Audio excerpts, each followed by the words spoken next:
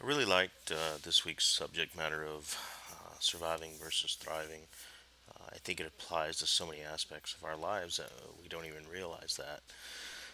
You don't have to be disabled in order to face a situation in which you're surviving or thriving. But in this particular case, we'll do that. After reading everybody's posts, I thought Blair, Tori, and Kim wrote some really interesting facts and points on which they had.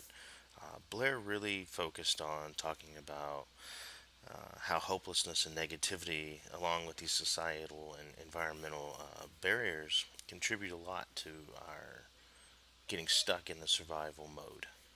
Um, she basically says that in order to break that mode, you have to take control and embrace your life, despite the limitations and the challenges that come in the way. She used a lot, and she talked about using positive psychology in order to do that, in order to break that mold and get out of that survival mode. That also leads into what Tori was saying. Tori was really big on positive psychology and its impact to those that are just surviving. She stated that even though it may seem corny and kind of unrealistic in the way people are using positive language and things, it's still very beneficial, and eventually certain words are going to stick with someone, and that positive psychology and that positive reinforcement, it's going to continue to build people up. Kim has a neat perspective herself. She went over some of the different authors who wrote different theories, and she said she didn't really agree with Wright's concept of that sink or swim or black and white issue when it came to disabilities, um, whether they'll be survive or thrive. Um, she thinks that people can overcome these problems by being resilient, and that was her key point: is resiliency. Um, that is the greatest factor. I agree with that. Um, I think people must be tested in order to be successful. How do you know what you're made out of if you're never challenged? So, people aren't going to be successful if they all receive a trophy and they're not subjected to losses. And I hate to be political, obviously, but here we are, we're seeing it right now.